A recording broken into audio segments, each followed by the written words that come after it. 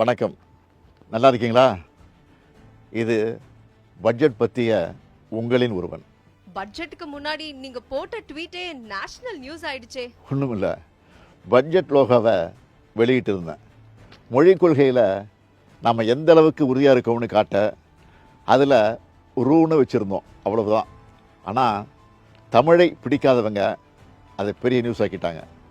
ஒன்றிய அரசுக்கிட்ட 100 நாள் வேலை திட்டத்துக்கான சம்பளத்தை தாங்க, பேரிடர் நிதி தாங்க, பள்ளி கல்வி நிதியை விடுவீங்கன்னு தமிழ்நாடு சார்பாக 100 கோரிக்கை வச்சுருப்பேன். அதுக்கெல்லாம் பதில் பேசாத ஒன்றிய நிதியமைச்சர் இதை பற்றி பேசியிருக்காங்க. அவங்களே பல பதிவுகளில் ரூனு தான் போட்டிருக்காங்க. ஆங்கிலத்திலையும் எல்லாரும் ருப்பீஸை சிம்பிளாக ஆர்எஸ்ன்னு தான் எழுதுவாங்க. அதெல்லாம் பிரச்சனையாக தெரியாதவங்களுக்கு இதுதான் பிரச்சனையாக தெரியுது போல். மொத்தத்தில் இந்திய அளவில் நம்ம பட்ஜெட்டும் இட்டு தமிழும் இட்டு. பட்ஜெட்டுக்கான ப்ரிப்பரேஷன்லாம் எப்படி பண்ணீங்க? முதலமைச்சருக்கான பொருளாதார ஆலோசனை குழுவில் நோபல் பரிசு பெற்ற எஸ்தர் டப்லோ, அறிஞர்கள் ரகுராம் ராஜன், ஜான் தீரேஸ், அரவிந்த் சுப்பிரமணியன், நாராயணன் போன்றவங்க நிறைய ஆலோசனைகளை வழங்கினாங்க. மறுபுறம் அடித்தட்டு மக்கள்கிட்டையும் அவங்களோட தேவைகள் என்னென்னு கேட்டு தெரிஞ்சுக்கிட்டோம். அது மட்டும் இல்லை, மற்ற மாநிலங்கள்லேயும் நாடுகள்லேயும் மக்கள்கிட்ட நல்ல ரீச்சான திட்டங்கள் என்னன்னு பார்த்து அதை நம்ம மாநிலத்துக்கு ஏற்ற மாதிரி கொண்டு வரணும்னு முடிவு பண்ணோம். இதுக்காக பல நாட்கள் தலைமைச் செயலகத்தில் மாலை 6 மணியிலிருந்து இரவு 10 மணி வரை அமைச்சர்கள் அதிகாரிகள் கூட உட்கார்ந்து பேசித்தான் இந்த பட்ஜெட்டை தயாரித்தோம். பொறுத்தவரை பட்ஜெட் எப்படி வந்திருக்கு? நான் சொல்கிறத விட இந்தியா முழுக்க வெளிவந்திருக்கக்கூடிய நாளிதழ்களை என்ன சொல்லியிருக்குன்னு பாருங்கள்.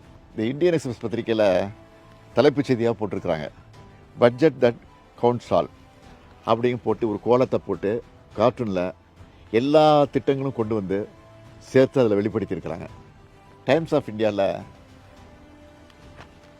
அதாவது to checkmate opposition next year, Tamil Nadu finance minister moves infra welfare பீசஸ்னு தலைப்பில், அதாவது எதிர்க்கட்சிகளுடைய அரசியல் குற்றச்சாட்டுக்களை செக்மெட் செஞ்சுருக்கு இந்த பட்ஜெட்னு எழுதியிருக்கு. இது இந்து நாளிதழில் மாநிலத்தினுடைய வளர்ச்சிக்கு வழிவகுக்கும் முக்கிய துறைகளுக்கு கிடைத்த வெற்றியை இந்த பட்ஜெட்னு எழுதியிருக்கு. கல்வி, சமூக நலத்துறை திட்டங்களுக்கு பெரும்பாலும் முக்கியத்துவம் கொடுத்துருக்குறாங்க அப்படின்னு டெக்கான் கிரானிக்கல் எழுதியிருக்கு. மக்கள் நலத்திட்டத்துக்கும் உள்கட்டமைப்பு வசதிகளை மேம்படுத்தவும் முக்கியத்துவம் கொடுத்திருப்பதா தி பிஸ்னஸ் லைன் பாராட்டியிருக்கு. பெண்கள் முன்னேற்றத்தையும் மாநிலத்தின் நலத்திட்டத்தையும் மையப்படுத்தியிருக்கிறதா தி எக்கனாமிக் டைம்ஸ் எழுதியிருக்கு. தினமணியில் நாம் வெளியிட்ட பொருளாதார ஆய்வறிக்கை பற்றி சிறப்பான தலையங்கத்தை எழுதியிருக்காங்க. இந்த பட்ஜெட்டில் என்ன இருக்குன்னு கூசாமல் கேட்குறவங்க பத்திரிகையாவது படிக்கணும். இந்த பட்ஜெட்ல உங்களுக்கு நெருக்கமான அறிவிப்பு எது? எனக்கு எல்லாமே நெருக்கமானது தான். மக்களுக்கு எது பிடிச்சிருக்குன்னு தெரிஞ்சிக்க சோஷியல் மீடியாவில் அவங்க போட்ட பதிவுகளை பார்த்தேன்.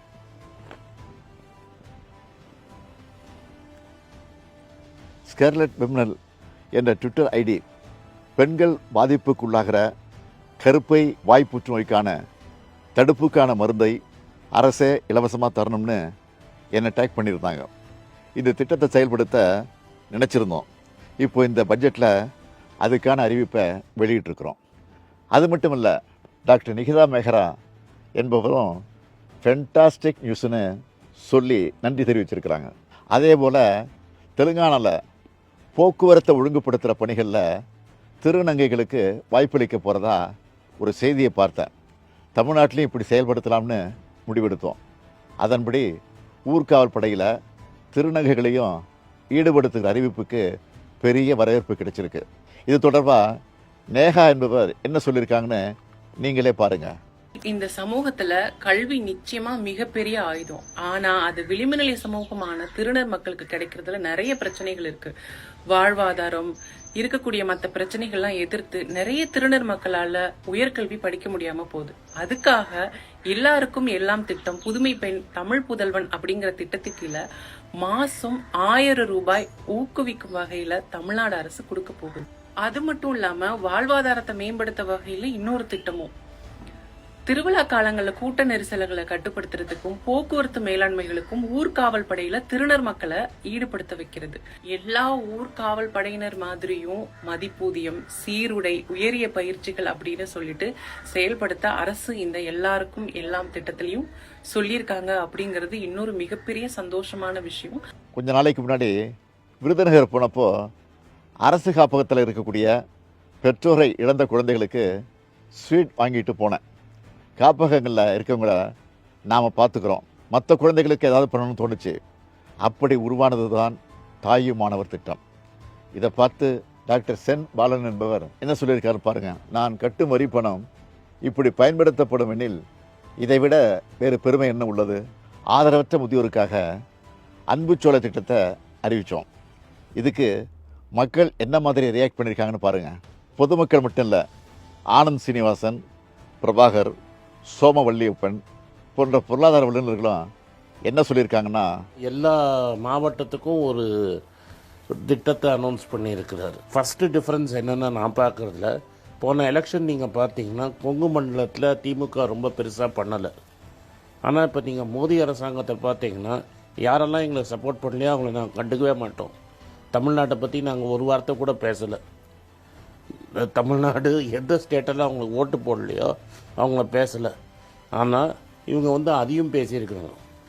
கோயம்புத்தூரில் இந்த மெட்ரோ ப்ராஜெக்டை பற்றி பேசியிருக்காங்க, அந்த ஏரியாவுக்கான வளர்ச்சி திட்டங்களை பற்றி பேசியிருக்கிறாங்க. ஸோ எனக்கு ஓட்டு போட்டியா ஓட்டு போடலையாங்கிற ஒரு டிஃப்ரென்ஸ் இல்லாமல் பேசியிருக்கிறாங்க. அதே போல் செக்டார்ஸ் என்று பார்த்தால் தொழில்துறை, விவசாயம், மனிதர்கள் என்று பார்த்தா பெண்கள், மாணவர்கள், மாற்றுத்திறனாளிகள், பெற்றோரை இழந்த பிள்ளைகள், அது மாதிரி பலவித ஜியாகிரபின்னு பார்த்தா தமிழகத்தில் இருக்கிற பல்வேறு ஊர்களுடைய பெயர்களும் நாம் தமிழ்நாடு உச்சரிக்கப்படவில்லை என்று சொன்னதன் காரணமாகவோ என்னவோ இங்கே தமிழ்நாட்டில் இருக்கிற எல்லா பெயர்களையும் இந்த பட்ஜெட்டில் கேட்டது போல இருந்தது. இது ஒவ்வொரு ஊரையும் சொல்லி அங்கே ஒரு தொழிற்சாலை, ஒரு ஜவுளி பூங்கா, ஒரு இந்த பூங்கா என்று சொன்னதெல்லாம் பார்த்தால் இது ஒரு பரவலாக ஒரு பேலன்ஸ்டு பொருளாதார விதிகளுக்கு உட்பட்ட அதே சமயங்களில் நீங்க பாத்தீங்கன்னா அகழ்வாராய்ச்சிக்கும் ஒரு முக்கியத்துவம் கொடுக்கறாங்க, அதே மாதிரி செமிகண்டக்டருக்கும் ஒரு முக்கியத்துவம் கொடுக்கறாங்க, ஒரு புத்தாக்கத்திற்கும் கொடுக்கிறார்கள், எம்ப்ளாய்மெண்ட் அதிகமாக்கக்கூடிய ஒரு காலனி தொழிற்சாலைகளுக்கு முக்கியத்துவம் இருக்கிறது, அதிக டெக்னாலஜி இருக்கக்கூடிய தொழிற்சாலைகளுக்கு முக்கியத்துவம் இருக்குது. அதனால நான் நினைப்பது இது ஒரு நல்ல ஹோம்வொர்க் பண்ணப்பட்ட budget. Hoffman, who is a Nobel Prize winner, he has studied and found that if you invest 1% of money in the noon meal and giving them breakfast, it will give rise to approximately 14% in your GDP. It is something like a fixed deposit. You deposit, you get the money after 30 to 40, over a period of 30 to 40 years. For example, the Tamil Nadu government own resources is 74%. And only maximum 20-22% is coming from central government. So it is not literally depending on the union funds for its sustenance. For its social welfare schemes. Therefore, will Tamil Nadu will bankrupt means absolutely not possible, because you can borrow up to 28% of your budgeted amount. So far, the borrowing is only 26%. Okay. While Punjab, 47%. It is just borrowing 47%, which is far above than the 28% given by RBI. Bihar is borrowing 46%. But Tamil Nadu has not crossed that Lakshman Rekha of 28%. In fact, even this budget, it is 26% only, and the deficit it has reduced to 41,000 crores. இப்படி இது எல்லோருக்கும் எல்லாம் budget. எதிர்க்கட்சிகளோட விமர்சனங்களை பற்றி என்ன நினைக்கிறீங்க? ஆக்கப்பூர்வமான விமர்சனங்கள் இருந்தால் அதை நம்ம பரிசீலிக்கலாம். ஏதாவது நெகட்டிவாக சொல்கிறதுக்காகவே சிலர் சொல்கிறது அரசு மேலே இருக்கக்கூடிய வன்மம் மட்டும்தான் தெரியுது, உருப்படியாக அது எதுவும் இல்லை. இருந்தாலும் நம்ம எந்த அளவுக்கு சிறப்பாக செயல்பட்டு இருக்கோம் என்பதற்கு சில எடுத்துக்காட்டுகளை ஆதாரபூர்வமாக சொல்ல விரும்புகிறேன். 2011 2016 வரைக்கும் நம்முடைய கடன் வளர்ச்சி என்பது 108 விழுக்காடு. இதுவே 2016 2021 128 விழுக்காடாக அதிகரிச்சுது. ஆனால் நம்ம திராவிட மாடல் அரசு பொறுப்பேற்றதிலிருந்து இப்போ வர 93 விழுக்காடுன்னு இதை குறைச்சிருக்கிறோம். கடன் எல்லாமே கட்டுக்குள்ள இருக்கா? எந்த வகையில மத்த மாநிலங்களை விட தமிழ்நாடு தனித்துவமா இருக்கு?